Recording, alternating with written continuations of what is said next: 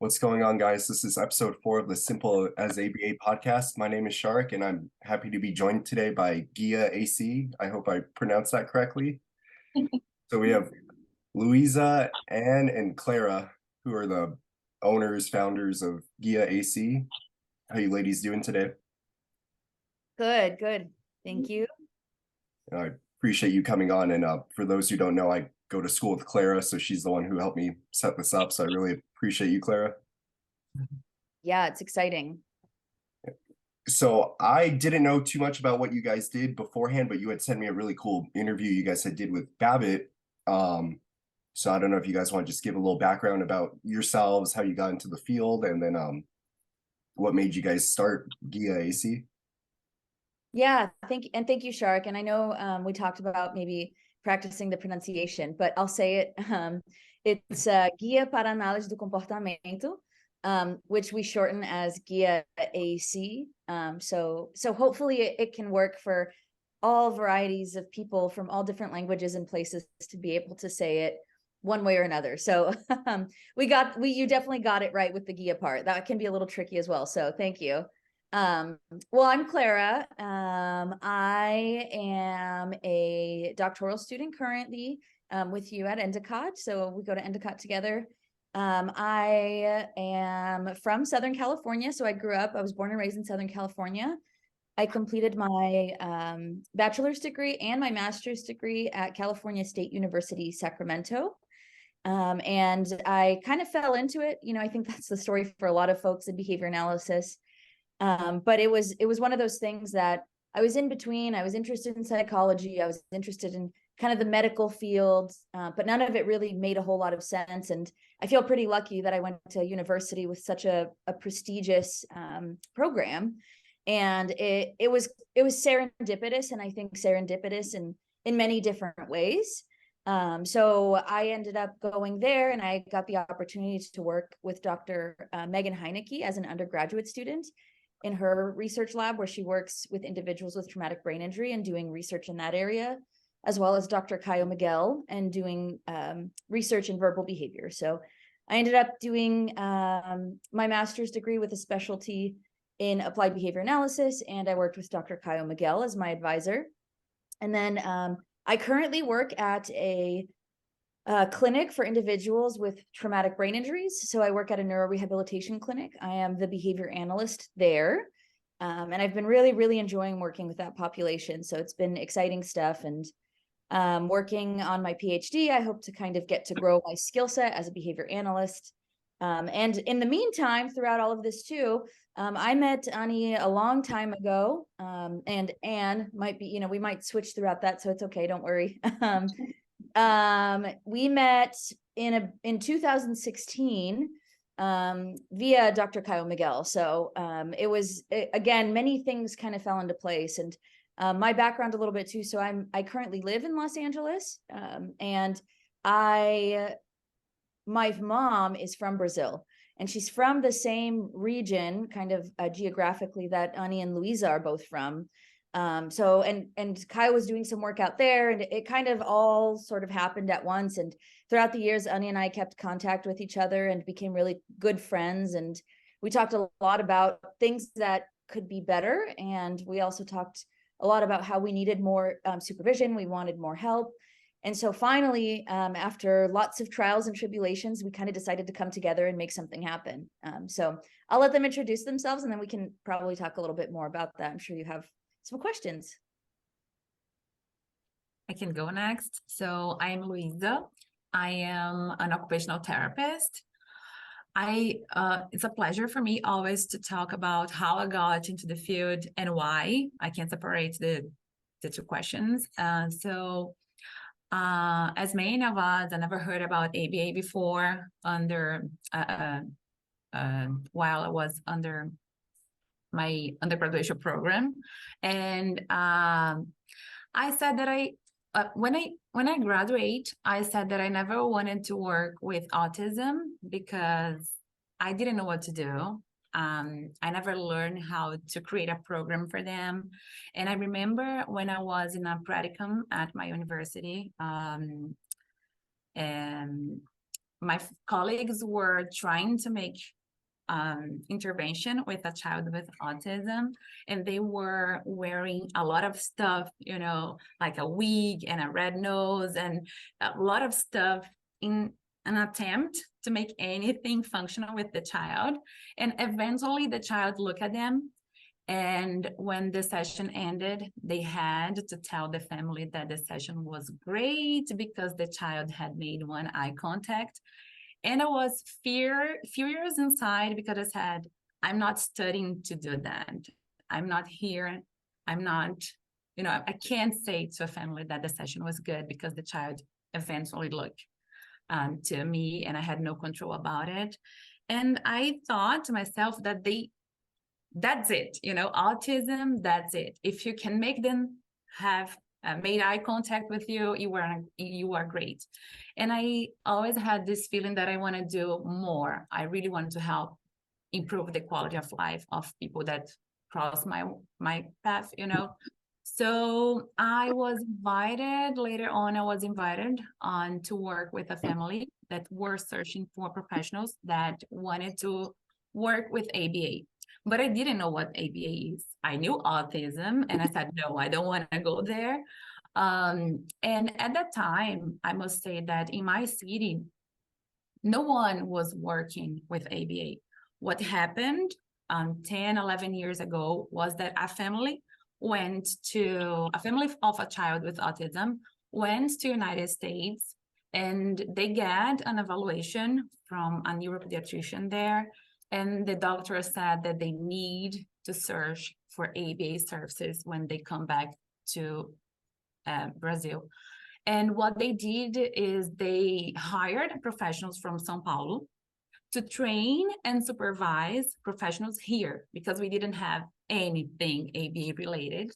So families started to know about this family that was working with ABA and that was being really effective to the child. So one family invited me to join the team because they needed OT to compose the team.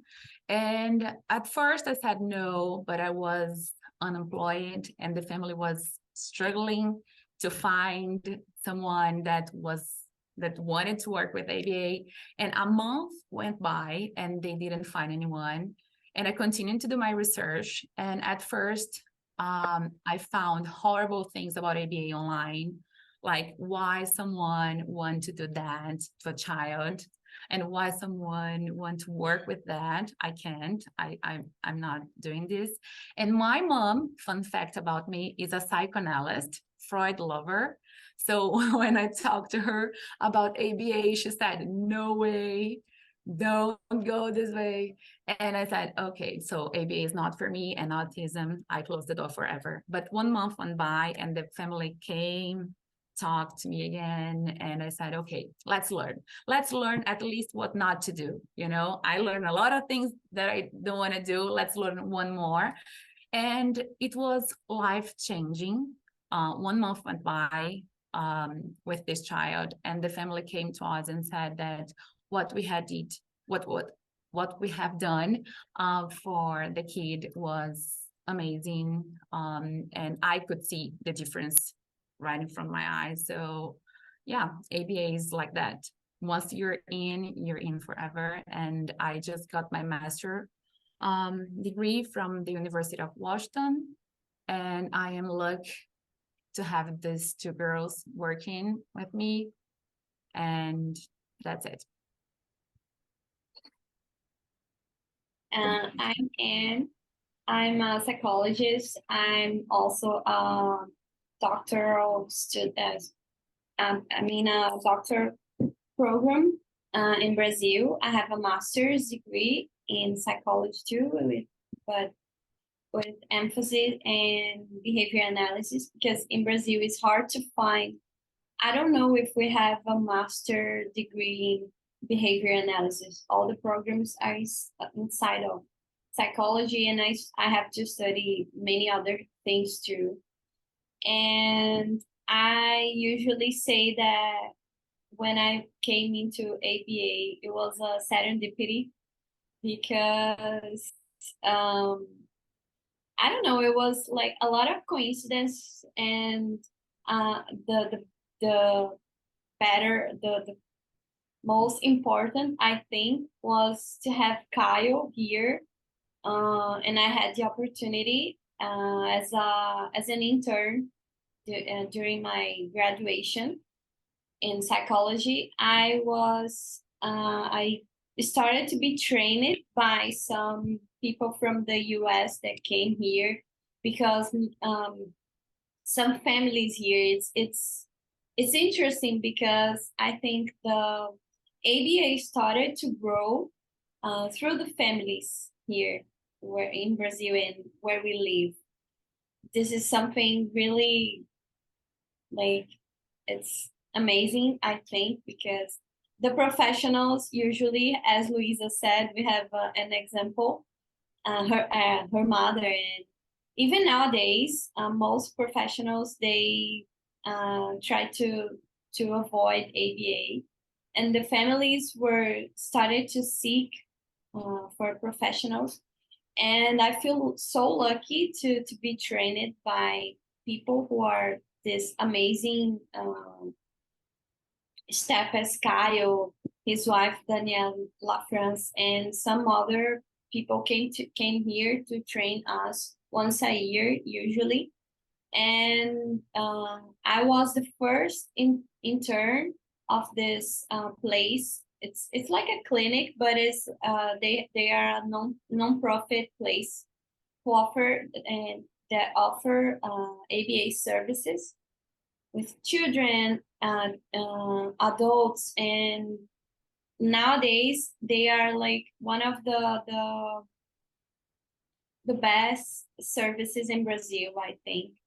And as I got in touch with these amazing people as Caio and some other people, I've always wanted to study more and to find places where I could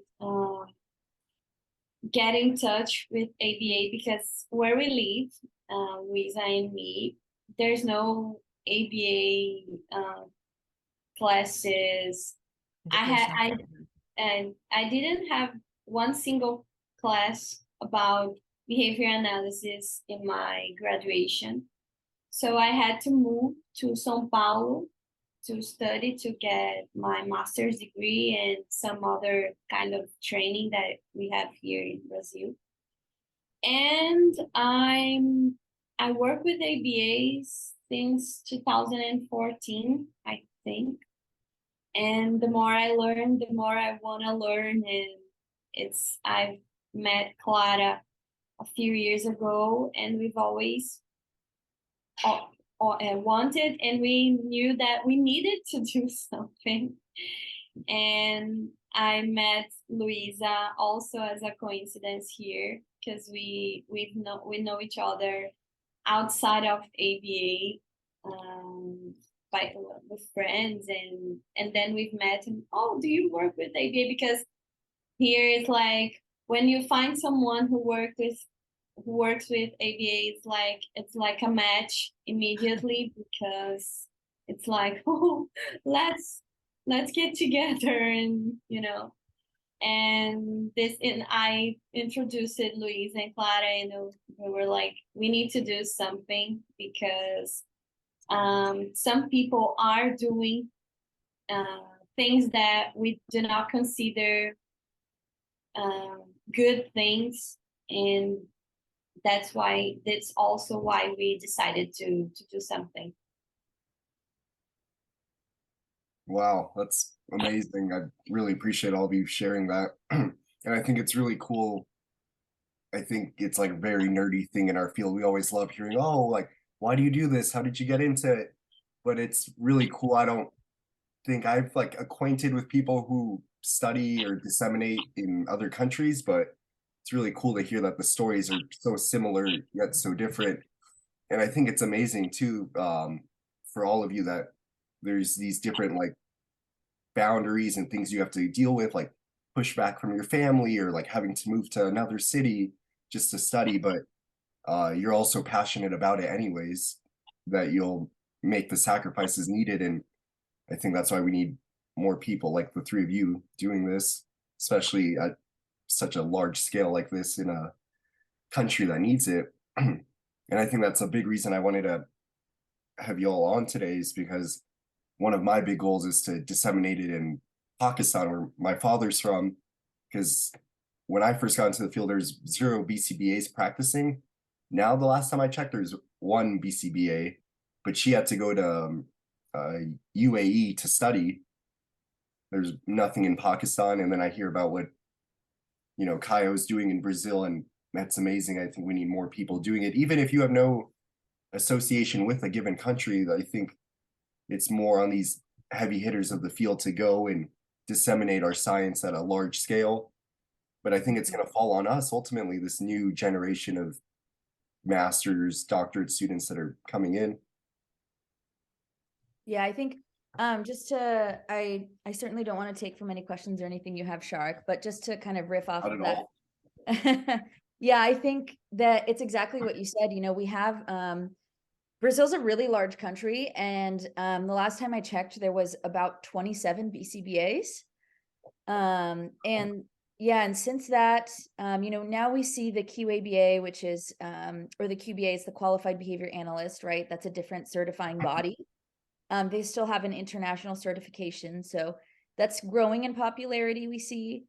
But even still, you know, we know the issues with getting just a certification and not getting ongoing supervision and not having the educational background to support it and not having the community support, right?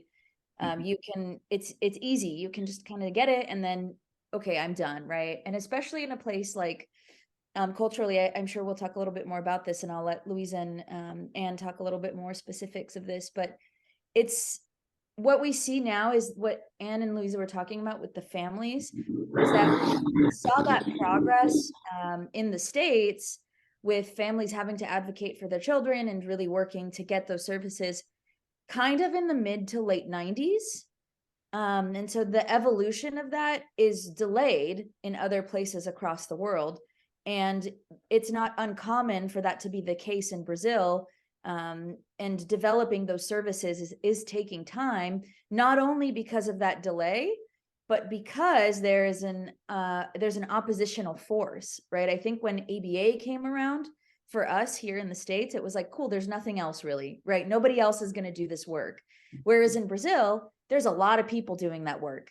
They're just doing it in a very different way, in a way that is not necessarily science-based, right? It's based on psychology, or it's based on principles of OT or speech pathology and those types of things, but it's not as coherent as we see. So I think we'll talk about this a little bit more too, but one of the things that I think is actually really cool about the services in Brazil is the multidisciplinary approach.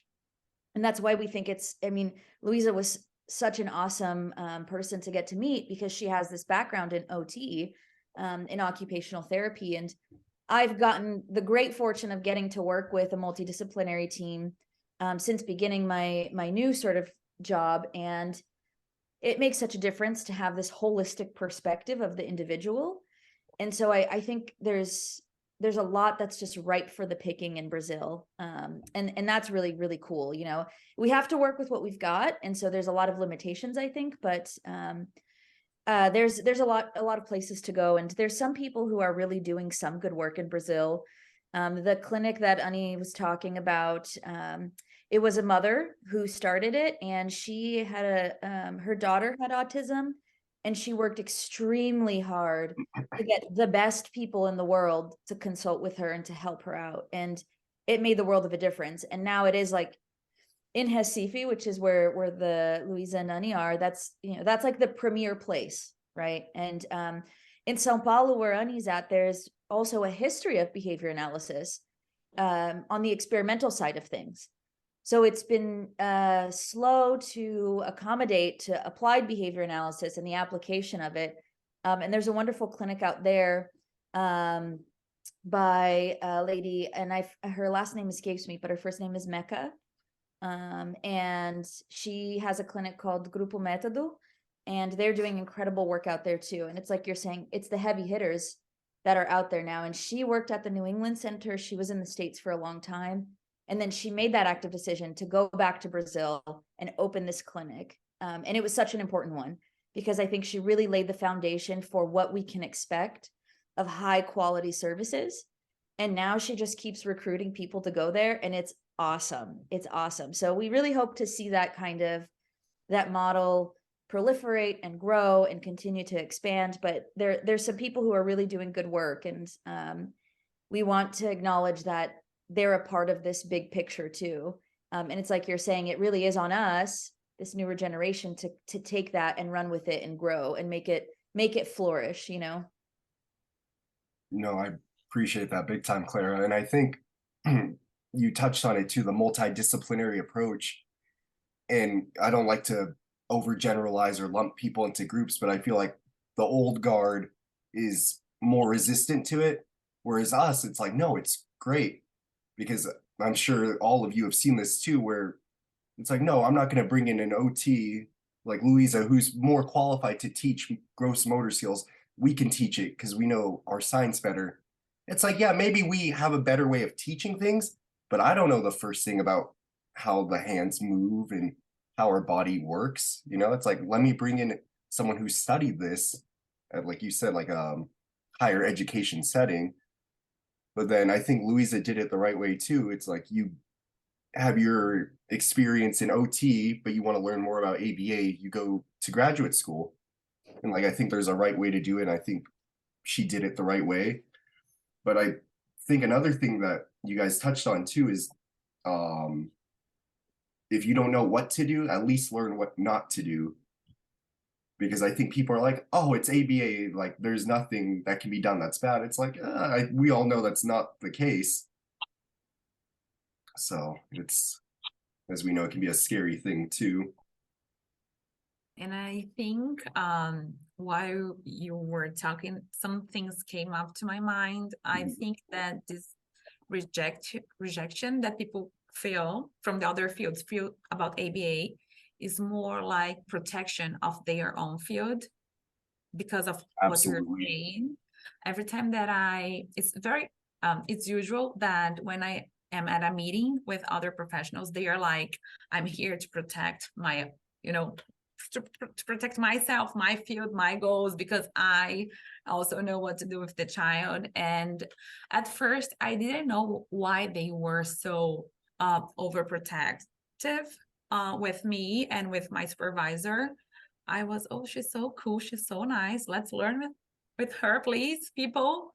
Be nice to her. But after months and years in the field, I realized, oh, I know. We did a lot. We as behavior analysts, we did a lot of bad things to other professionals, to clients. And I think that one of our major goals is like disseminate ABA, just as it is, just as it is supposed to be, not we want to demystify and to put this bad ABA in the trash, and for good. So I think we have this challenge that is so big because we are trying to disseminate good ABA. Meanwhile, there's a lot of other companies disseminated bad ABA, providing bad services, providing bad educational programs. So a lot of people are getting off these programs saying that they are qualified to apply ABA, but when we checked the program, we're like, oh my God, something's not right, So I think we have this challenge, and I think that is so good that we want to do that. We are not here for money, for to appear, what I mean. We are here to protect the field, and of course, help people, help families, and help even other professionals to save their money and understand where they need to go to have good education and then provide good services. I think the money, I was going to hit on the money thing, but you hit it right on the button, is that none of us get into this for money. If you did, you picked the wrong field. I hate to say it. And you know, I think there's enough love for everyone where it's like we have separate journals for a reason. It's like, oh, and I think it'd be cool to see more of like, let's publish an ABA thing in an OT journal or vice versa. Oh, this was a OT study that used ABA elements in their research. But it's, you know, there's this backlash. I think it's worldwide too, where it's like we feel that they're doing things the wrong way, like let us overstep, and the other fields feel like, oh, who are you to come in? You haven't existed nearly as long as us. So it's a challenge for sure, but I think you guys are on the right path for sure. And one last thing too, you know, I think one of the things that Luiza started touching on is the disparity is in that there are people who are doing good work, but it is the minority, right? So we can see that maybe there's 15 to 20 really excellent clinics in the whole country, right? Maybe there's more, you know, and there's always those people who are doing really good work that doesn't mean we necessarily know or don't know of their existence. But if you're looking at the percentage of people who are doing a good job and who aren't, first off, we don't know the numbers for that. There's no accrediting body. There's no accrediting process. Like I said, the certification is limited, right? We don't, and even a BCBA, we can't say, okay, this BCBA is going to do a good job, right? We would hope so. And there's a lot protecting that person to make sure that they're doing a good job and to protect our field. But even still, someone can be a BCBA and not do a great job. And so we don't know what it looks like. It's a big mystery, right? What we see is that the majority of people aren't doing the best, simply because we can look back and say, okay, what's your history? How much supervision did you get? What type of programs are you conducting? What type of evaluations are you doing, right? And I think the Behavioral Health Center of Excellence is kind of working on this, the BHCOE. They really try to get to this, right? And they have their certifying process. But again, we don't have anything like that in Brazil. And so there's 213 million people in Brazil, right? The population is enormous. And so even if you have, you know, 500 practitioners, it's not enough, right? We have 33,000 in the States, I think. Does that sound right? I don't know if my number is right here. I just pulled it up recently. I'll double check. I might be adding an extra zero, but I know we have a lot, and there's still waiting lists. There's still difficulties with quality control, right? And not everybody's getting services still. So it's really tough for us because we see that there's how do we help? Where do we fit into the puzzle? And I think that's where we kind of we hope to inspire other people and give more accessibility to everyone, really. So I don't know, Shariq, if you're able to look that number up. I could look it up too, but there's a lot of people in Brazil. I don't know the exact rates of autism in Brazil. Last time I checked in the States, it was 1 in 44. And so I can say with great confidence that I don't think that all those individuals are being served in Brazil currently. Very well said. I'm attempting to look on the BACB's website just to see how many people are certified. But here we go. So as of January 3rd, that's a year old, there's just under 60,000 BCBAs, and this is worldwide. This isn't just US, but BC ABAs 5,580, and then RBTs 130,000. But that's worldwide, and I assume a chunk of, or a majority of that is based in the US. They don't have anything on country. It's just age, gender, race, and areas of professional emphasis. Yeah, here I found it. So currently in the US, we have 2,540 BCBADs, and we have 51,814 BCBAs. So I was underestimating. I thought I was overestimating. I got a little nervous there when I said that number. And currently in Brazil, it looks like we have 10 BCBADs and 45 BCBAs. So it's growing. Yeah. But again, 213 million humans, right? In one country. I don't know. And there is no longer BCBA certifying internationally. So. Yeah, I wish they were. That's a discussion for another day. So I think that conversation we just had segues very well into something I wanted to ask the three of you is, you guys already started to touch on it, but just the differences in providing services in Brazil versus US. Because I think each of you has like a unique experience. And for me, it's like, we have a classmate who's based in Australia, but other than her, I'm not familiar with anyone on a personal level that's disseminating or practicing in a different country.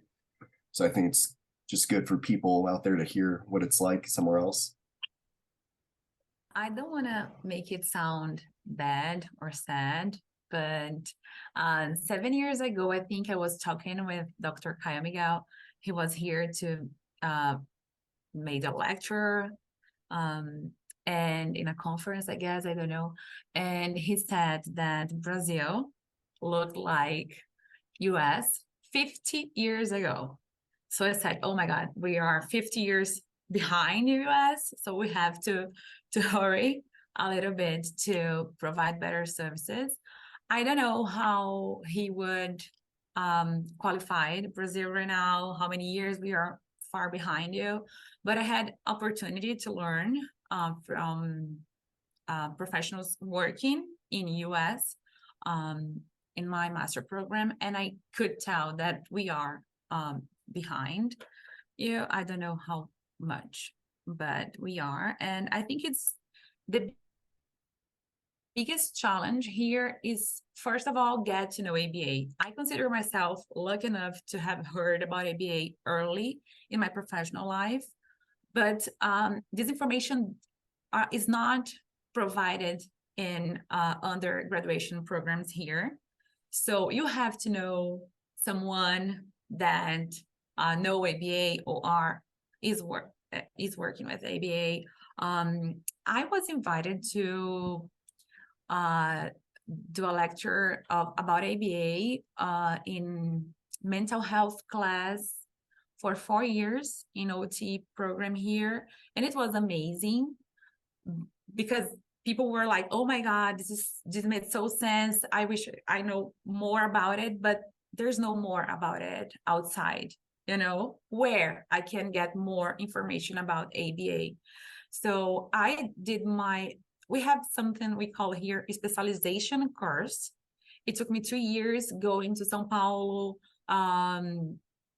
every week, every 2 weeks, to get this title as this title of specialist in ABA. So I had the chance to travel to São Paulo to do it. And then I did my master program in United States at the University of Washington online. It was online during the pandemic. Thanks for that. But so it's really hard. The first thing that I consider barrier to ABA here is that educational programs that we do not have. And after that is to have supervision, so you can provide ethical and professional services in ABA, and then to find a place that have the same principles that ABA have. You know what I mean? We have a lot of clinics here providing ABA, but it's not ABA. They say they provide ABA, but they're not providing ABA. So it's a lot. There are a lot of barriers here, and I think it could, if we want to make it up, if we want to solve this problem, I think we have to create more educational programs with more qualified teachers, and it's the first thing that we have. But again, it's a challenge, and it's hard. Mm-hmm. No, I think that's a good point too, about just because it's called ABA doesn't mean it's ABA. It's a scary thing. I can imagine somewhere, like we've been saying already, with Brazil, it's newer than the US or somewhere else and not as established. So it's maybe a lot easier for someone to come in and say, oh, I'm certified and this and that, and people don't know how to check, is this person legit? Because a lot of us know you can just go on the BACB's website and see if someone's actually a BCBA, BCBAD, RBT, but maybe that's the problem too with not having global certification anymore is that what if someone is in a different country and they don't even know what ABA is? How are they supposed to check that this person's qualified to work with their kids? Yeah, and it's, you know, it is tough. Siri knows many things. Cut. Sit. I was I'm trying to put my computer on like no notification mode, so that's what Do not happened disturb. today. Oh man. One of the things to kind of come back to it, you can cut as little or as much as you want, Shariq. I don't mind. I have to keep that. Yeah. Anyhow, thank you, Siri, for the interjection as always.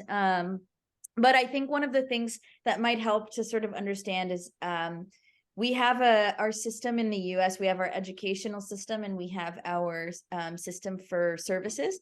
So I think what I would like to do is I'll kind of do a quick and dirty maybe layout of how it is in the States. And then I would love to hear Ani or Luiza kind of talk about the process and what it looks like there. And so our university system here, I'll start with that first. The way it looks is you graduate high school, right? And high school is your primary kind of education. You finish high school and then you can either go into the workforce or you can go into college. And our system of college is also very confusing to most international individuals because there's so many different kind of ways you can go about things. So the first thing you can do is go to community colleges or junior colleges, JCs, right? And at a junior college, you can get an associate's degree or a certification in a trade. And that's usually a 2-year program. So you can go there. You can also go straight into a 4-year college. There's colleges and universities. Generally, colleges don't offer PhD or master's programs. There are exceptions to that. And colleges and universities can either be public or private. So public just means that you still have to pay. Public just means that it's at a lesser cost and it's funded through some sort of government programming, whereas private schools are funded through private pay. So there's those two kind of differences, and I know that exists in Brazil too. But the amount that you pay doesn't depend on whether it's public or private. It just depends on the university and the state and and where you are in the state or in the country. So there's lots of factors there. So you get your bachelor's degree from a 4-year institution. It has to be a college, an accredited college or university that provides bachelor's degrees.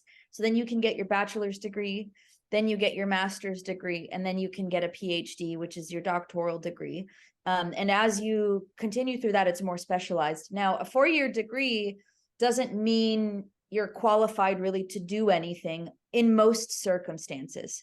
So when you graduate with a 4-year degree in psychology, for example, that doesn't mean you can go and practice.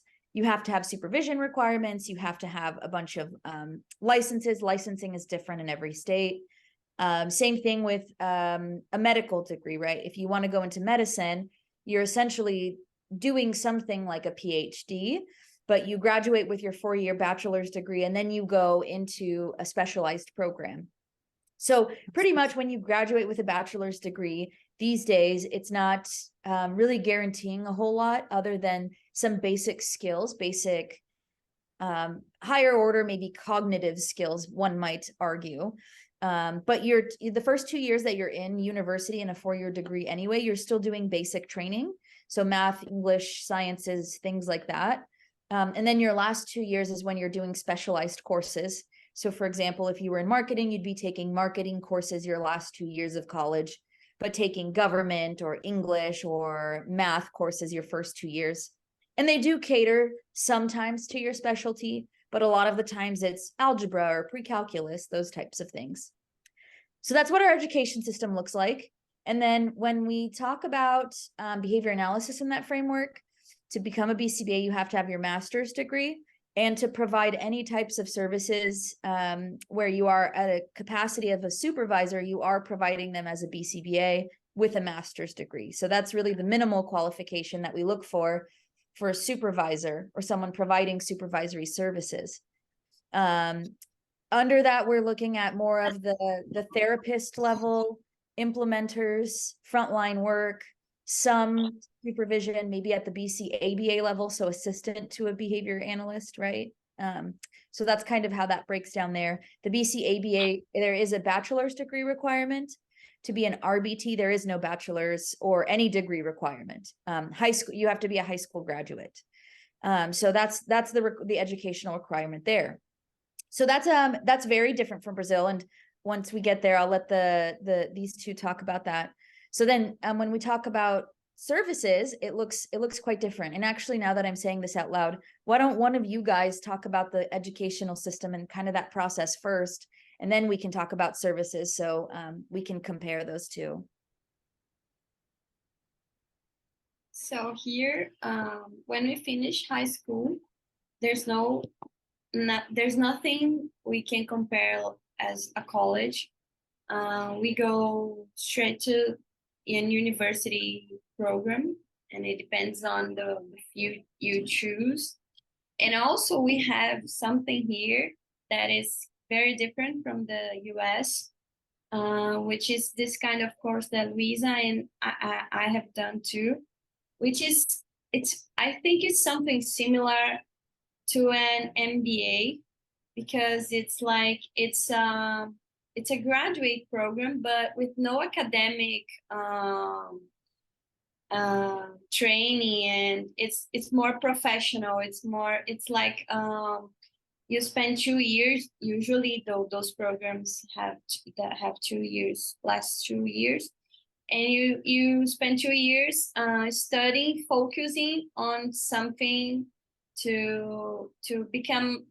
When you finish this kind of course, you become you get a title as a specialist in that area. So in Brazil, this is very popular, and you need to have a degree to do this kind of training. So after high school, we go to the university, and it depends on, I think the time, the LS is almost the same as in the US, 4, 5, 6 years, I think, only medical schools. And I think the number of people who goes to a master's degree and PhD in Brazil is smaller than in the US. Even if we have public university and private universities, but public universities here are free. We don't need to pay anything at all. And those programs usually are the best programs, but it's very limited, the number of students who can go into this public university programs. So I think this is one of, and it's expensive to pay for a private university and master's degree. I think it's, here we basically only have the public system, because for masters and PhD program. And I think because of that, it's also hard to people go inside this program, because there's only the public university, and it's the number of places, it's small. So even in other fields, it's hard to get this kind of qualification, higher education. And with ABA is even worse, because the number of programs who study behavior analysis in Brazil, it's really, really small. That's why many people go to the US to study. And what we see is this kind of program, 2 years, what we call specialização. It's like this is growing in Brazil, but many of these courses, the quality is really low.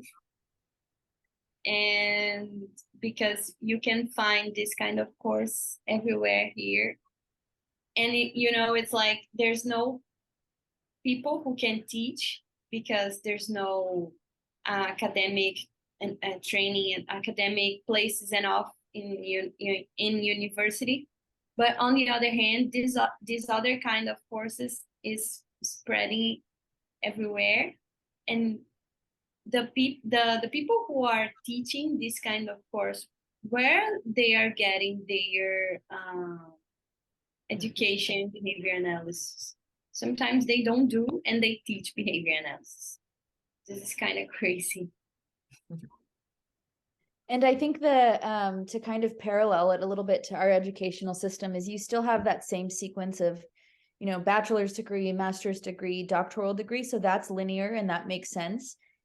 But one thing that's really unique, that's very, very different from the US and Brazil in terms of the education is when you go to university, to get into university, it's not like here where you it's based off of your kind of like SAT scores and high school record.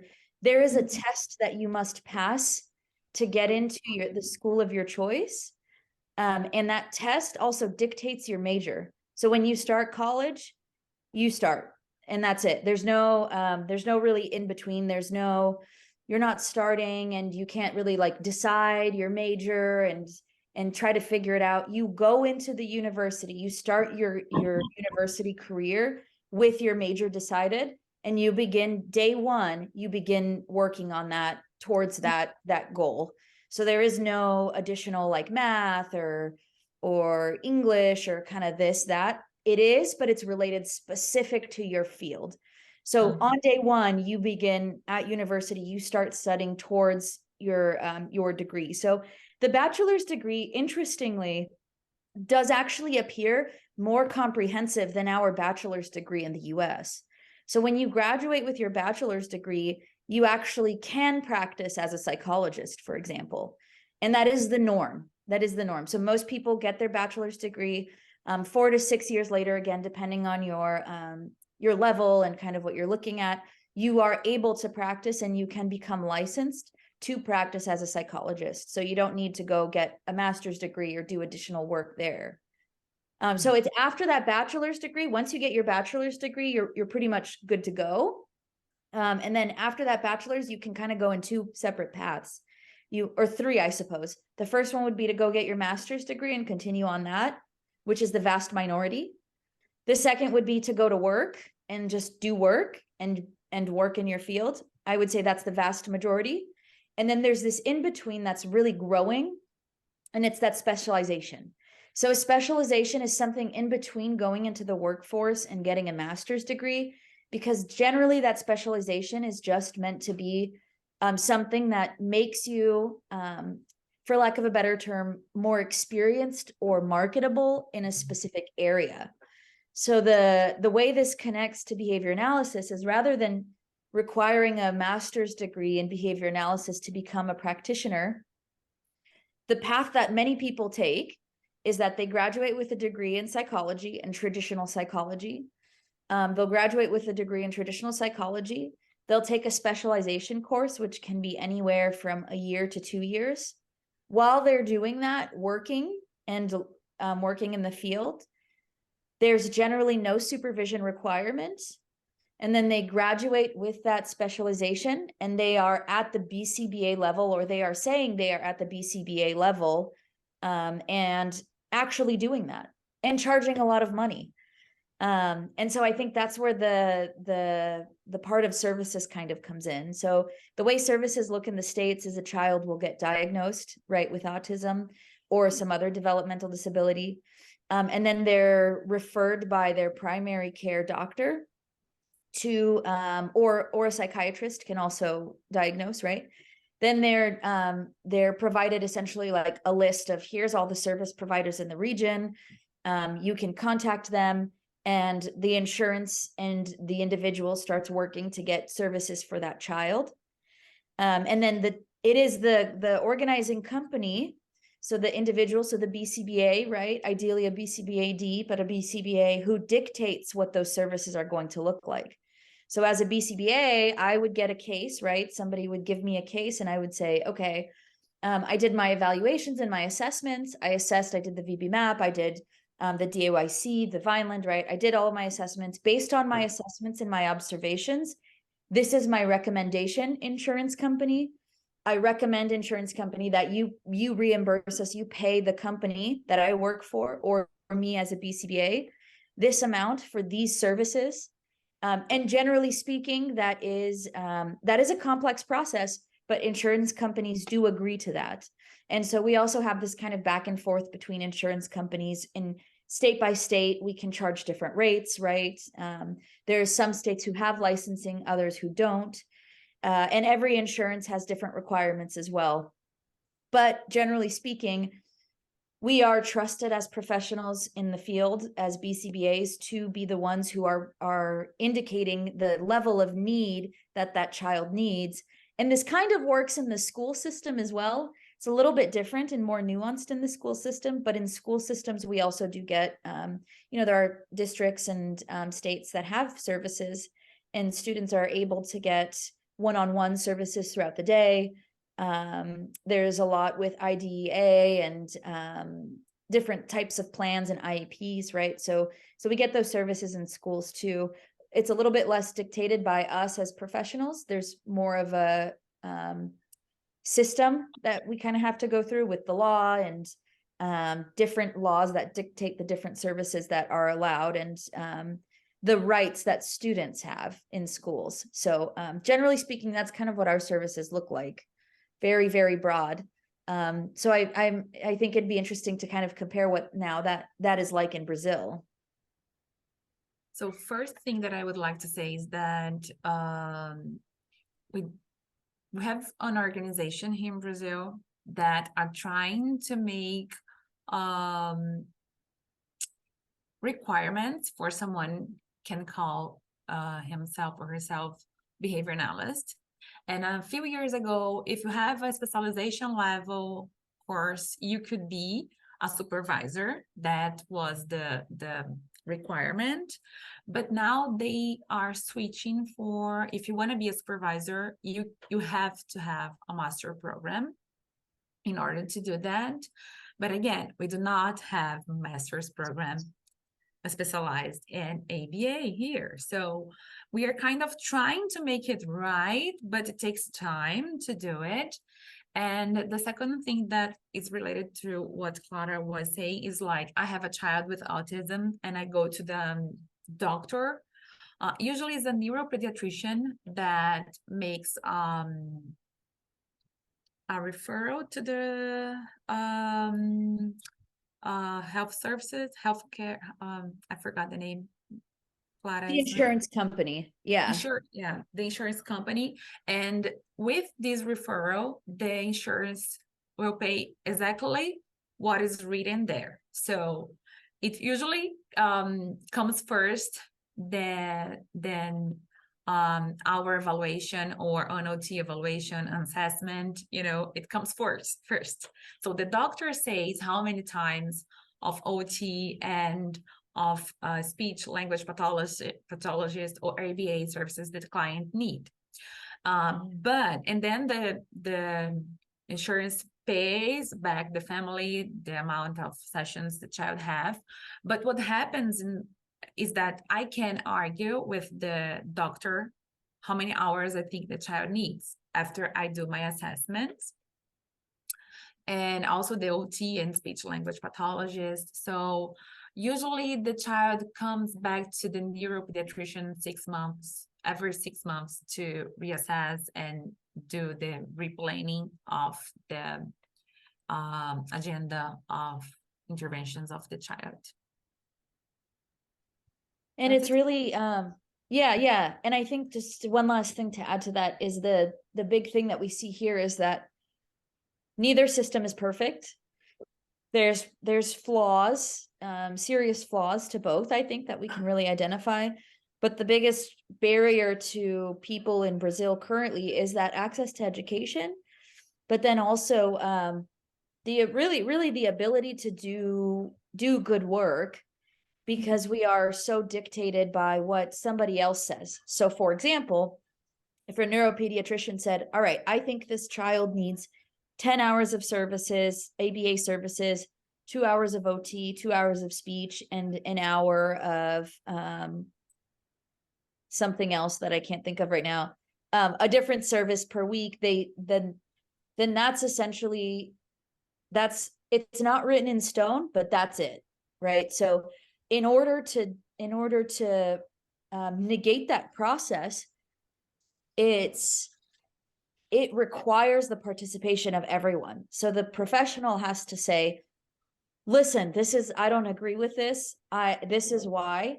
And that person may or may not win that battle. Families will have to take these cases to court frequently.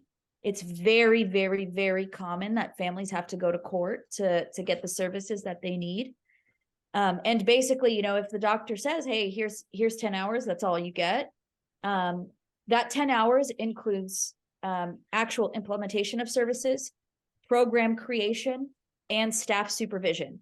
There is no additional time there. So we can say here in the state something like, okay, well, I have 40 hours of services, 10 hours of those are going to be supervisory hours, direct supervision, right? And maybe 5 hours is like program creation. And that's a very crude example, but when you get those 10 hours, that child may actually need 10 hours of services, but they only are going to reimburse you for 1 hour of supervision a week, or maybe 2 hours of supervision a month, right? And even with that, let's say somebody were to prescribe 20 hours, they might also still say that is only an hour of supervision a week.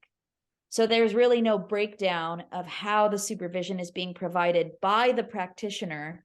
It's being dictated by the doctor, who doesn't have the same skill set as the actual practitioner. So it's very complicated, for lack of a better description, right? And I think Luiza did a really nice job of kind of breaking down what that looks like.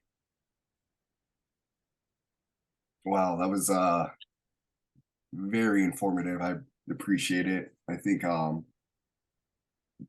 of it's like selfish, is like why I do this is I might know some of these things, but others, like the three of you, can describe it more eloquently, and like I don't know the first thing about anything in Brazil, so appreciate that, getting to learn a little bit more about not just the science, but like the schooling system. Because I've had friends I trained with over the years, they're like, I was studying to be a lawyer, and they're very young. I'm like, huh? Like, you didn't have to get a bachelor's first? And it's, like you said, a very different process. But I think it's, you know, unfortunately, it sounds like there are a lot of barriers to work through in Brazil with like you said, it becomes a legal battle almost, which I didn't know. And I keep having this idea in my head that maybe someday the three of you, and maybe with Tayo or someone else, big group of you, starts like a governing board for Brazilian behavior analysts. I think that'd be pretty cool. And I think it also goes back to what you guys were saying about the doctors not having this knowledge of our science, making these recommendations. That's where this multidisciplinary approach is so important too. But yeah, that's a lot. It's And it becomes really, yeah, I think where it becomes really dangerous, Shariq, is if this recommendation is occurring, and there is no dictating or governing body, then it's like, who's to say this person can't charge $2,000 for their rate because they say that they're better than the person who's charging $200, right?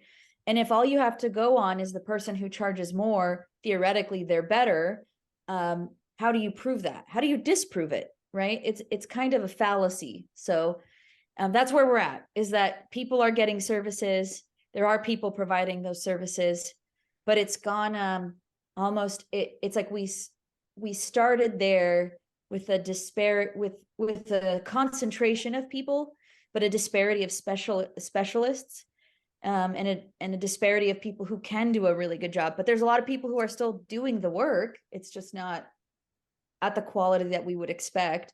Whereas we kind of have here, you have this sort of funneling process, still not perfect, but at least we have some requirements minimally that are happening. And it's being worked on in Brazil.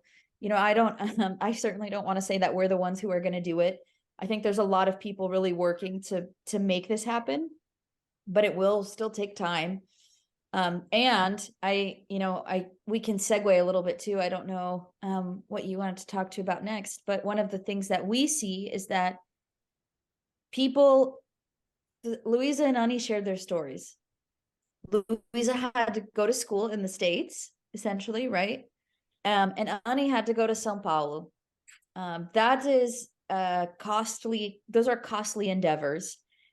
And when you look at the socioeconomic status of individuals in Brazil versus the States, it's even scarier, right? Because now you're looking at individuals who have less means to access those things.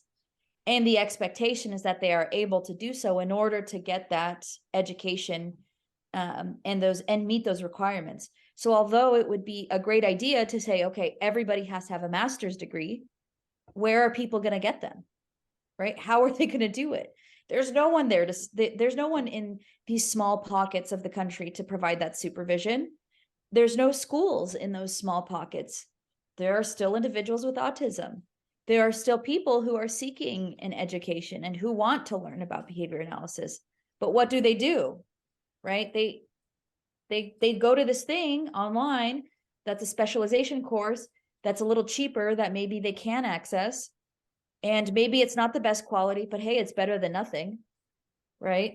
Maybe sometimes, I think we talk a lot about this in our ethics courses, is sometimes nothing is better than something. And that's, I think, what we're running into is that we're seeing that some of these kids would be better off not accessing this contradictory service than they are currently getting, because there's people who are maybe practicing outside of their scope of competence, outside of their scope of practice. They're engaging in unethical behaviors, right? But we have no way of collecting data on that currently. And I think I must have given something away because that segues very well into what I wanted to ask next. My next question for all of you is if there's any advice you have for people who are in countries where opportunities are limited and they want to pursue graduate training, and also if they want to learn how to better disseminate our science in a country like Brazil or Pakistan. Claire, you had mentioned earlier, like a lot of these countries are lower SES, so the opportunities are limited as is, and we haven't really made our impression on these countries as much as we have in the US. Yeah, and I think, on a long-term, big picture thing, I hope that us, right, like us four here and our organization and other organizations and other behavior analysts, budding behavior analysts, who do have the access and who do have the opportunities. Not everyone's going to be able to do this, but those who are seeking to better make services better, take the time to find ways to make this stuff happen. I think most people are going to get their BCBA and they're going to go and be a practitioner, and that's so important, and we have to maintain that too. But especially those individuals who are seeking a BCBAD, and we talk a lot about diversity in the States, right? And I think how do we apply these principles and how do we make things more diverse? And it's like this, it's trying to get out there and trying to understand what's going on. You mentioned, you have some interest in doing things in Pakistan. It's like, how do you even start that, right? So from my perspective, I think the biggest thing is it took me a long time to really decide, hey, I need to do this. But it was a lot of thinking, of self-talk, and a lot of time in a PhD program thinking about what I wanted to do with my life and where I wanted to take this education. And it took a lot for me to say, like, I can do something, and it might not be the biggest thing, but there are other people who are going to support me and who will be there with me and for me. And we need to start doing things, and it's taking small baby steps, right? And using the supports that we have. I really took a lot of time in my master's program to make the connections that I made. And through those connections, all of the people who can't do what I do are willing to support me in what I do, and I think that that's really important, is having the right people in your corner to help you out. So that's my perspective of things from our end of things. And I guess, my PSA to, my fellow BCBA D candidates and potential people who want to pursue that. Again, I know it's not for everyone, and we still need good professionals here in this country and filling those positions in universities here too. But we could do a lot for other places and for other people with small steps, right? If every BCBAD who was a professor took 2 hours a week or 5 hours a month to assist with a country that maybe they speak the native language in, and we're collaborating with someone else, even if it's just via research, they're going to, over time, make those connections and be able to understand, here's where I can make a difference, or here's what I could do to help this person better access services. So that's my tidbit there. But then on the other hand, for those who are seeking that specialty in those things, it is really hard.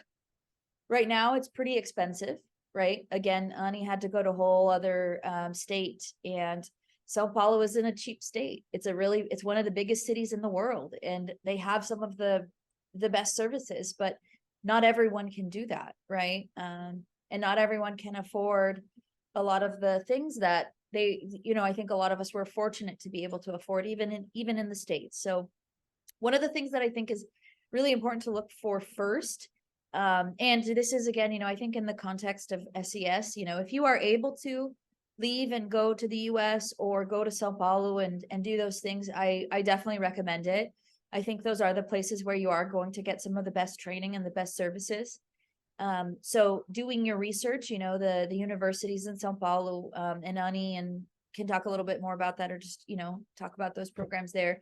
There's some people who have been in the field for a long, long time, who are absolute icons and pillars of the behavior analytic community. So we are very lucky to have some individuals in Brazil. Not every country has that too, right? So if you are able to, I'd say, going to those places with those processes and those systems that are in place. Now, what do you do if you can't access that and you can't find someone? Maybe you don't speak English, right?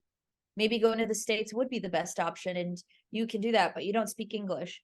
Well, again, trying to stay internal would be the next best thing.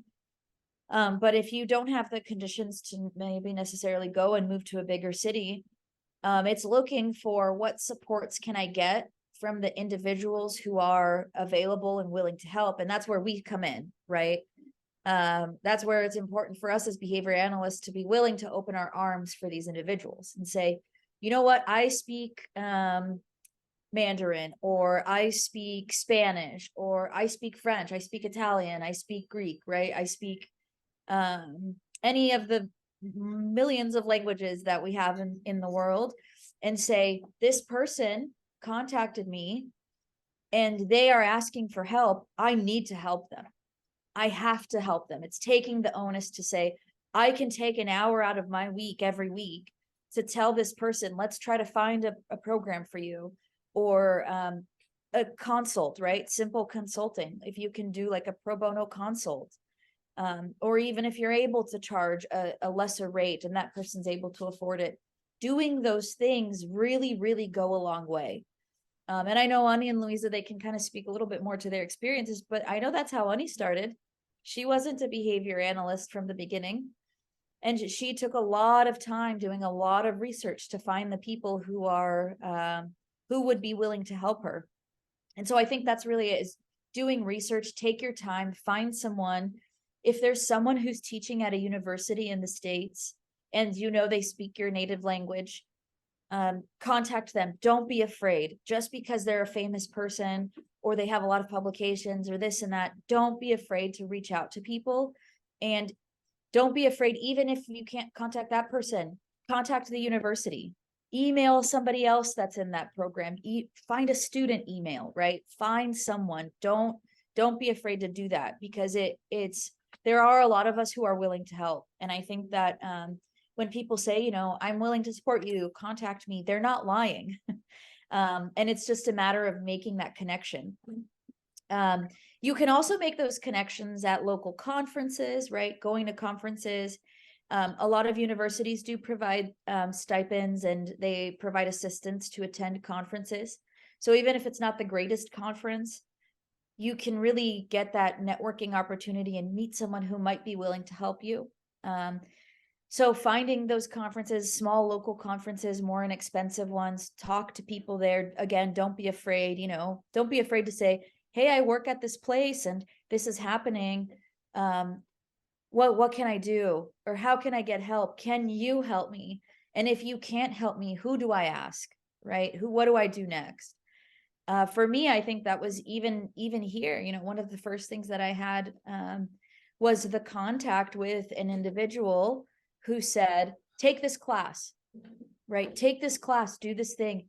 And if I didn't do that, I don't know if I would be in the place that I am today. So it's really just asking those simple questions. What's the next thing I can do? What's my next step here? So I think looking for those people, looking for those areas of support. If you can attend a master's program online or any type of online education, look at the things like the BCBA pass rates. See how many people are passing on their first go around, how many people are failing or passing the exam. Otherwise, hopefully we have that type of data to support that in the future for things like the QBA or regional certifications. So if you live in a place that does have some sort of regional requirements, look at the university and then look at those pass rates, see where those individuals that are leaving that program, where they're getting placed. And same thing for work sites, right? So if you see a clinic, talk to that clinic, and maybe you're interested in working there, and say, well, where are those people after they leave here? Where do they go? Do they end up going to other clinics because they're not getting the supervision that they want? Or are they moving on and, continuing their education or doing other services or going elsewhere to further their education and their experiences? And make those connections, make those collaborations. I think relationships are really important in our field still. I know, my current advisor, Dr. David Cox, is someone who I had the great fortune of working with while I was doing an internship where he was working at the time. And I had the opportunity to work with him, and I really liked his research. And that networking opportunity was huge for me, because now I'm working with him as my doctoral advisor. And if it wasn't for that experience and maintaining that contact, I don't know that would have happened for me, right? So it's really just growing and building those relationships. Our field is still, I think, even on a global level, small enough to have those connections. And hopefully soon here, within the next 10 to 15 years, we see that these small groups of individuals across the globe are growing, and we really see the growth of strong practitioners in their area, just like we do with, in the medical field and with other fields that are more well developed. So it's time, but for students looking to seek that, or individuals who are looking for that work, is I say stick to your guns with looking for the best supervision. Don't take shortcuts. Shortcuts will bite you in the butt later. And there's so many people who are willing to help now. I think is find those people, find those resources, email me, email us. We might not know everything or everyone, but we want to help other people too. And a lot of behavior analysts have that same perspective right now. Yeah, I totally agree with. You can go. No, I would say that I totally agree with Clara. Having a mentor was crucial in my life. I have Dr. Cássia da Hora. She's the best. And she encouraged me to took the specialization course. And I remember when I was there, one teacher said that we need to know English. We need to, because applied behavior analysis was born in United States, and we have the biggest journal publishing in English. So I think the first barrier would be the language. The majority of BCBAs are American native, or English speakers. So it's really hard if you do not know English to get in the field. I remember in my class there was people that didn't know English, and they had to study with other people that know English, so they could understand the article and what was being said. And I believe that I did a lot of research, as Clara was saying, to find the University of Washington. And I did a lot of planning too, a lot of talk with my husband. So where we're gonna cut, what we're gonna do, because I need to make this happen. If I wanna work as a supervisor, if I wanna grow in my field, I need to do it. It's something that I need. So I had it very clear in my head that this is something that I wanted and I had to do. So it will cost a lot of money, of course, but I did a lot of research, as Clara was saying, like who are the teachers, what is the goal, what is the mission of the program, and the big exam passing rates was also a factor that I looked, because if I was choosing an online program, I had to have something to hold, to see this the good program. It's a good program. I needed data, and I found the data on this exam, the BCBA exam passing rate. So it's not easy. I wish it was easier. And you have to be very sure that it's something that you really want to, because it's gonna be hard for you. It takes a lot of study, it takes a lot of money, a lot of courage to do it. So, but it's so rewarding at the end. And I hope who else is listening to us that take this path with us. Yeah, I would add that I think the best way to enter in the field is going to events like ABA, or even if you can go, because we know it's expensive. We have many online events, sometimes free, sometimes I think there's one in Penn State, I think Autism National Conference, and this kind of events. I think it's really important, and it's a way to get in touch with people and to know other people who works in the field, even in another country. Caio, I wanted to do the master's degree there, and I realized it would be really expensive and I wouldn't be able to make it. So Caio helped me to find someone here who could who could do with whom I could do a master's degree, and he got me in touch with my advisor, Dr. Marielle, and she changed my life. And that's why I asked Caio for help, and he got me in touch with her. And in other ABA events, I've watched some lectures, and I often get in touch with people to get further information about their research. And I think every time I try to contact people, they are always very kind to me and open and offering help. I've asked someone some years ago, because I've watched a lecture in ABA, and I was really interested in studying about how to teach emotions. And when I asked them for further information, they invited me to collaborate with their research. So I think when you in this field, we are trying to. I think it's our duty actually to disseminate ABA.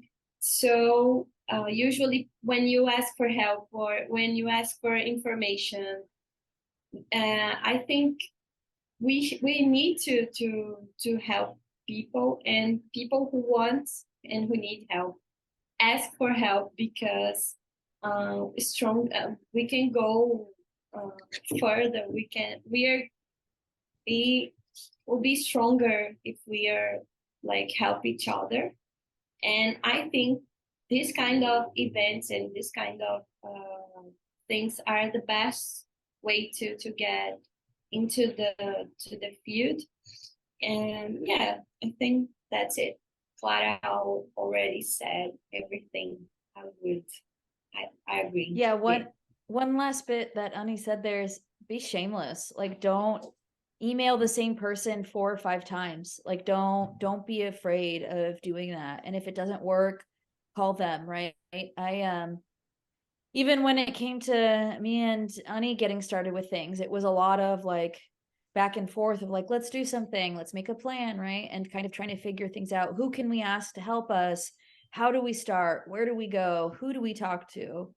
And it's just not everybody has all of the solutions, but as a field, we do have a lot of answers. And there's such great, there's such a legacy of individuals who do this work. And I think if we want to relate it back, I think it's really what Skinner was asking for, is for us, we are specially positioned to be able to provide this help and change the behaviors of others and shape those behaviors into positive things to make our society better.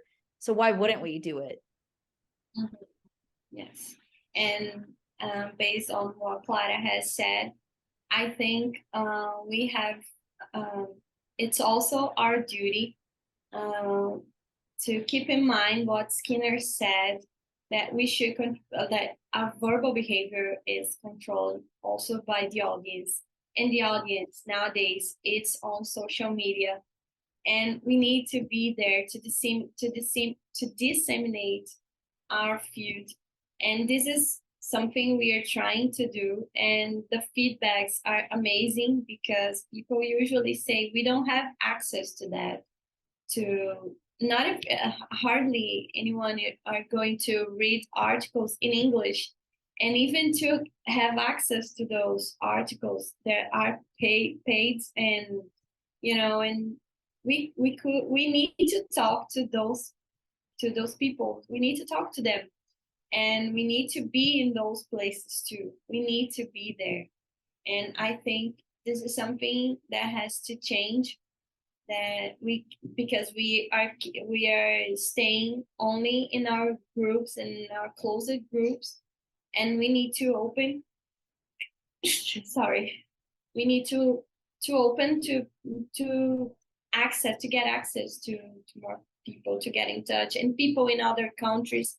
I see many nowadays, I see many YouTube channels and Instagram accounts who talk about ABA. And this is also a way to people who live in the countryside and really in places where there's no ABA at all. They cannot have access to information. I think that's extremely inspiring by all of you, just everything you've gone through. And Clara, I think you said it best, be shameless. Like, I know my first go around with the PhD programs, the first ABA I went to, I was going up to every person who is faculty at a PhD program, asking, hey, are you accepting current students? This and that. Anyone who knows me knows that I'm very shy and timid to begin with. So for me to go up to someone, like we said, like who's a pillar of the field, and honestly, like about 95% of them were very nice and will sit there with you for 30-45 minutes talking, and they'll tell you what to do. Hey, like, just go on this website, look at the requirements, and if you're ready, you apply, and if it's a good fit, we'll interview you. Like, this is what the faculty want. They want to continue doing research, and for them to do research, they need students, and the university wants students so they can make more money off tuition. So it's a never-ending cycle. But I will say, like, even if I had one maybe not so good experience where I reached out to someone who was at the time like in my top 3, I was like, oh man, I really want to work with this person, and it was very brief, like email interaction. You can never really tell if it's not in person, but I'll be honest, like, I thought the guy was kind of an asshole. So I was just like, all right, like, I'm not gonna apply there. And like, maybe it's childish, this and that, but it's also like, that's gonna be the one advising you the next 3, 4, 5 years. So if it's already not a good fit, it's okay, but most people are in our field are very welcoming, very kind, and want to help you. And I think it is, not everyone agrees with me on this, but I do think we have some sort of duty to help people who want to get more involved or learn more. And even if I think at the bare minimum, it should be, let me point you to the right person. If you don't want to do it or you don't know, that's fine. Just tell them where to go. I think that's it's anyone who's a behavior analyst or aspiring, like, I think we have that responsibility at the minimum to do. Yeah. But, Totally. And I think that a lot of behavior analysis know it's this duty. That's why a lot of online programs are emerging in the United States, especially to reach more people, to make it even more possible for people. And one teacher once said to me, it's not about if you want or if you not want, but how bad you want. How bad you want to become a BCBA, because again, it's not going to be easy, but it's possible, and it's becoming even more possible now that we are more aware of this duty and this need. exactly. And you know, it goes back to a motivation thing. Is the MO in place for you to want to pursue this, like you guys had touched on earlier? Like, it's going to be expensive, it's going to be a sacrifice, you're going to have to study a lot, you might have to learn English or practice your English. But I think Clara, you touched on it, and then Luiza as well, like the support system. It's like, hey, I have to talk to my spouse or my partner, but this is what I want to do. Like, can you help me achieve this? And I think if someone, like you said, if you want bad enough, you'll make happen. We all made it happen our own way. You know, I'm sure there was days or even periods of time where we're like, damn, like, is this really what I want to do? Like, do I want to be like emailing people and like sitting there and like kind of brown nosing a little bit? But it's for a greater cause, I'd like to think.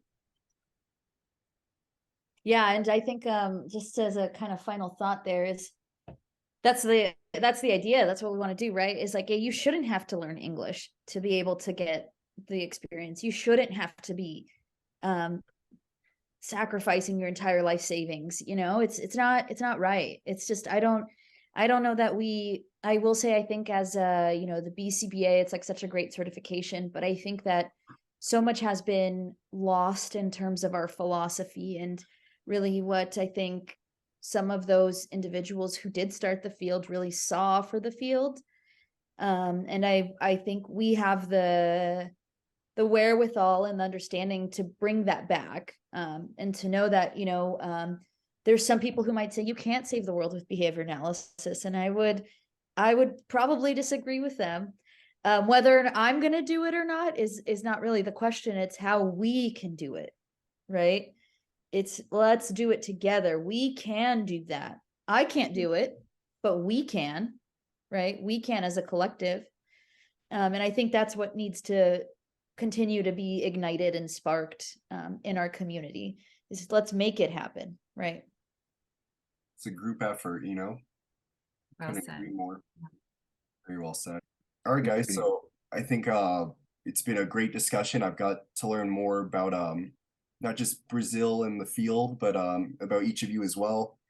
And I just wanted to end it with if you want to tell us a little bit more about what Gia AC is as an organization and the work you're currently doing, and maybe some future plans.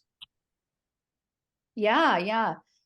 So the name, our name translates to guide for behavior analysis, essentially. So really the way this kind of all started was, like I mentioned earlier, me and Anya have been in contact for quite a while.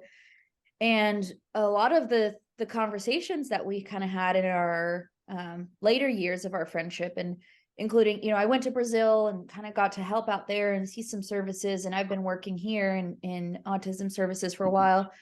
And, you know, she would just kind of tell me like, oh my gosh, like, we don't do this thing. How do we do it? How can we get help? What do we do? Right. And for the longest time I said, you know, there's not much I can do because I'm still trying to figure this all out myself. So a couple years ago now, I think, maybe less, about a little bit over a year ago now, Ani was offered an opportunity to teach a course through a public hospital system in Brazil. And it was basically an introductory course into behavior analysis. She was allotted a very specific fund that she was allowed to do, and it was great because it was publicly funded. It was a really, really cool opportunity. And ideally that opportunity would have been filled by some of those pillars in the field and things like that. But when we talked about it, she told me, she was like, I just can't afford it. Because I told her, I was like, I don't feel qualified to do this. I don't know if I'm qualified enough. And she was like, you are qualified, first off. And second off, if we were to get these people, it would be impossible to actually complete that whole thing. And so it took getting over some of that imposter syndrome. It took realizing that, I can teach behavior analysis, and we could teach behavior analysis. So, Ani asked me, she was like, how do I set it up? And I said, let's do it. Let's make it happen. Right. She said, like, I have this opportunity, and I want to do it, but I need help. And so I said, I can't pass on this. And I did help her. We started the course. We created a whole curriculum. It was a 280-hour course. Is that correct, Ani? Was it longer? 120, I guess. 220. Okay. Yeah, so it was a 220 course. I believe it ended up evening out to about 40 weeks. And we invited a bunch of folks that we know in Brazil who to teach the course as well. So there ended up being about 10 professors, 10 instructors. We tried embedding some practicum type experiences, some times where people could talk about their cases and things like that. And we just loved it. And we found that it was extremely rewarding, but we also were a little sad because we always knew how tough and challenging things were. But every time you get confronted with that challenge, it can be disheartening, right? Because you can say, like, how am I going to be the one to tackle this? And again, we kind of kept coming back to that answer of, it can't just be us, and we can't just stop here. We can't just teach this class and then be like, okay, like, we're done. We have to actually do something. And we decided, after lots of deliberation and lots of thinking, like, let's do something. And so we talked a lot about what would we do? How would we start? And we mentioned that the specialization earlier. Remember how I was saying there's 2 tracks to education? It's like kind of masters or specialization. Where we found we could have the biggest impact initially is to just offer our courses and teach courses online. So we started with that. We really started with, let's just teach, a course online, and the difference between our courses and other courses that we're going to try to make it so that it stands out by using an organizational behavior management perspective. So we're using BST, we're using instructional design to create our courses.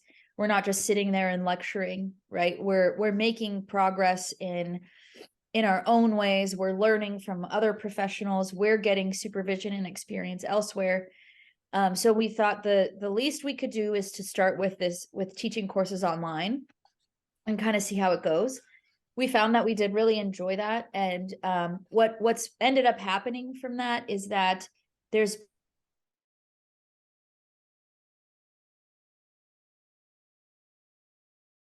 that we found would be effective. So one of them is we're providing some online talks, I guess you could say, and that's we have our Gia AC, which is our kind of parenting organization. And then we've also we started our first one back in December. And what we're doing with this is called Gia AC Talks, or Gia Talks. And what we're kind of seeing is that we want to give people access to individuals who they could otherwise not access in an informal way. So we want to hear people's stories and give them the platform to talk a little bit about how they are doing things and why they're doing things, and then talk a little bit about their research and what they're doing in ways that other people can understand. So even if it's an English speaker, we'll put it on YouTube so that they can have the Portuguese translation. We're going to try to get Portuguese speakers, right? So many of us, the idea here is so many of us were influenced by individuals in the field. And we were lucky enough to access those people, but the vast majority of people will not get access to those individuals. So how can we get that person to just tell their story, to just talk a little bit about themselves, and to help other people see that they too can do it, and build that pathway of a network, right? Because if someone can't go to a conference, maybe they can't afford to go and fly somewhere, or maybe there's no conference where they're from, they can go watch this talk and say, hey, this person does research in social skills. I wonder if I could contact them. And the answer is yes, we want you to contact them, right? So we're trying to build that network with that. We're trying to provide high quality coursework, right? With the idea to eventually have this post-graduation specialization course. So we're working on building one of those as well. Again, with the intention of using really good instructional design, so that the course also includes hours, essentially like a practicum. And that's something that we're kind of having to design and figure out. And again, there are some really good ones in Brazil, but the idea here being if there's 10 really great programs and each one of those programs has 10 seats, there's still so many people who don't have a seat. So how can we expand that to our region in Brazil, which I currently live in Los Angeles, but they're in Recife, and that's a place that there needs to be more services. And if we can inspire a couple students to do this, then they can go and do the exact same thing that we're doing in other areas of the country that don't also have services, right? So we're really trying to push that. We're trying to create the space for individuals to learn, to access things at an affordable price, and to be able to also get supervision and supervisory experiences. So we're currently also providing some services where we're working with clinics or individuals who are seeking certification, or they just need a little help consulting, right? So we are also assisting in that sense and providing some supervision. And hopefully we're able to grow that over the time as we see more professionals in the field growing and getting good supervision as well. So we're all actively seeking supervision and trying to provide it to individuals who are seeking, the basic education. So we're trying to create this framework. Ani's big job is disseminating online via social media. We always kind of talk about how challenging it really is. But, she said it earlier, in that's where the voices are, and that's where we can really grow. And I think that we're finding how hard it is to do that, but how important and crucial it is, because it's not just about getting clients or getting work or I think there's this very unfortunate connotation of influencers, right? We're not going to become influencers in the beauty field, but unfortunately influencers in behavior analysis probably do need to happen. Realistically, if we're just tacting something, there already are influencers, right? And we already have influencers in behavior analysis. They're just not on social media. There are professors. They're the people who wrote the books, right? Yeah. Unfortunately, people are reading less books because they're spending more time on Instagram and Facebook. So we have to use those platforms to get our message out. And so we're working really hard to do that as well. I think in small words, in few words, would be like, we want to disseminate the real ABA and give information so people can, through this mass of a lot of, courses everywhere, and they could know, like, this one is good, this one's providing good services, this one's providing good educational program, this is the one I want to learn from. So we want parents to get information through our Instagram and say, my child is not receiving ABA services. They are saying that are, but it's not ABA services. So what I need to search for. So we also want to make ABA accessible and understandable for many people and many populations. I have a friend that were giving me feedback from our Instagram, and she said, oh, I love your Instagram, but I can't understand a thing.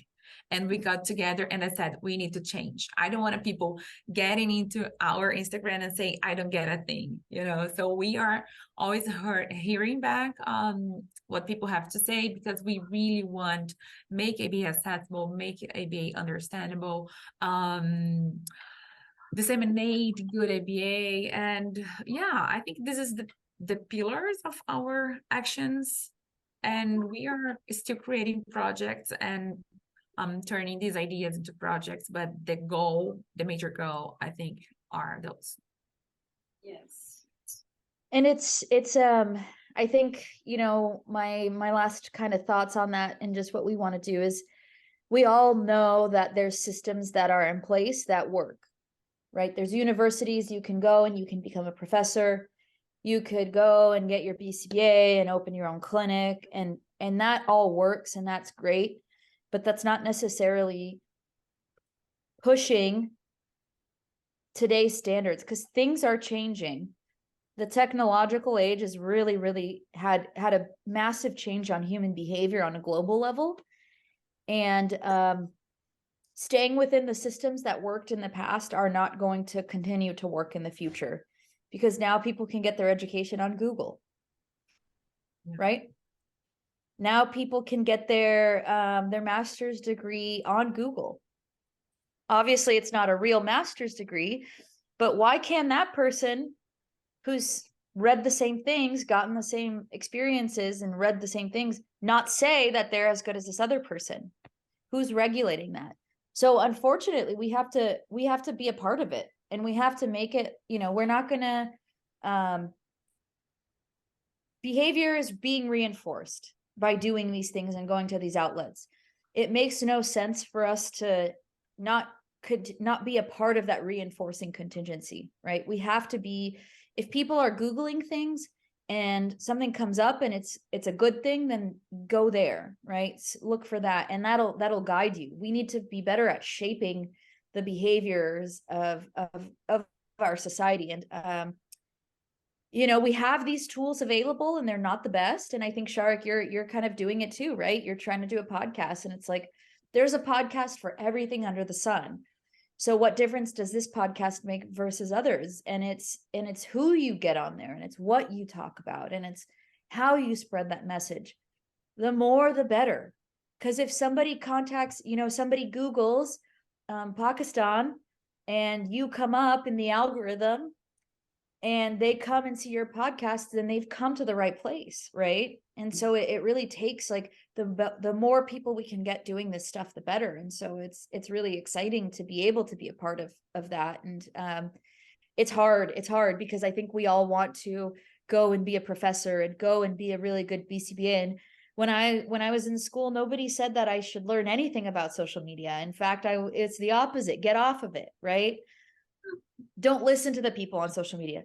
Don't listen to the podcast. The podcasts are crap. This is crap, right? Like, it's not this person teaching this class at this university. Well, unfortunately, not everybody can go take this class with this person at that university. And what are people going to do instead? They're going to go to Instagram. So do we want the crappy person who the guy at the university was mean to that person and now is trying to be vengeful on ABA?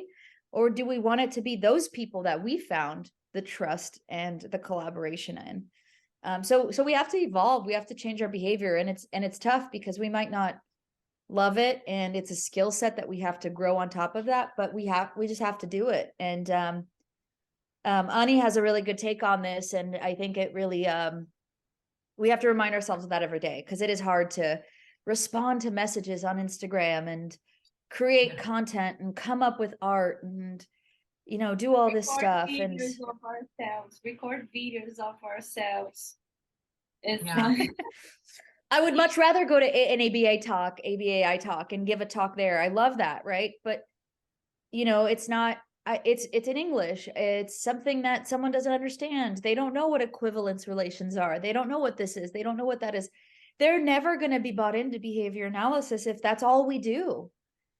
And we should still keep doing it. We shouldn't stop doing it, but it's like, we have to give people the path to get there too.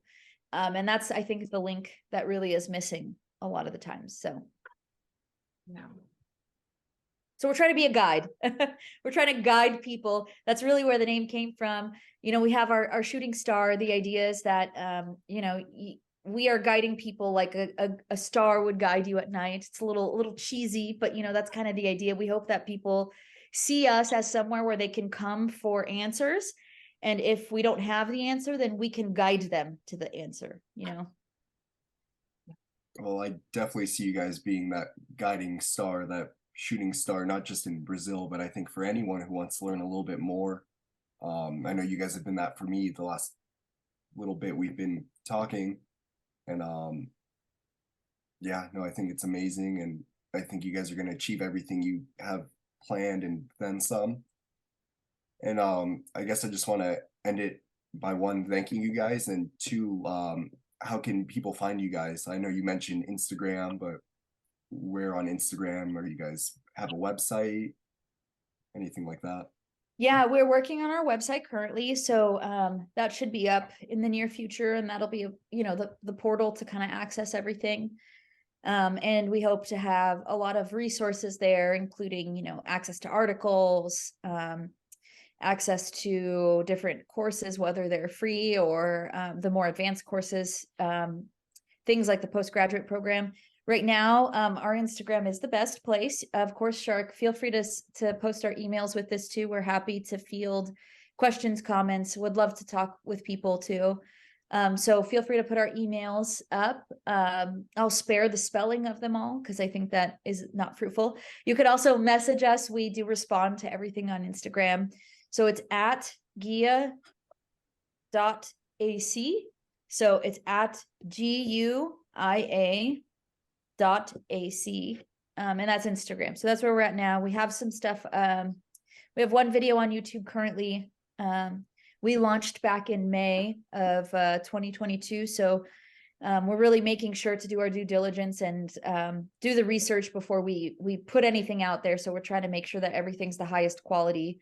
And we're working with the best people to make sure that it is that quality. So we're promising that to anyone who comes to our page, who emails us, who receives one of our services or takes one of our courses. So so growing at a slow rate in order to modify our behavior to the contingencies that are presented to us. Amazing. And I'll have you guys' you know, the Instagram on the screen, and I'll link all the emails in the description. And you know, once that website's up, I'll throw that on there too. But just want to say to all three of you, thank you so much for doing this today. I know it's been a long one, longest one to date, so I'm very happy about that. And yeah, let's do it again soon. I had some more stuff I want to get to next time for sure, and then maybe at Abai as well, maybe do a little in-person one. Yeah, it would be amazing. Yeah, thank you so much. Yeah, Thank you. of course. Yeah, this has been episode 4 of the Simple as ABA podcast, and make sure you subscribe, like, comment, follow on Instagram, TikTok, all that jazz, and yeah, we'll be seeing you.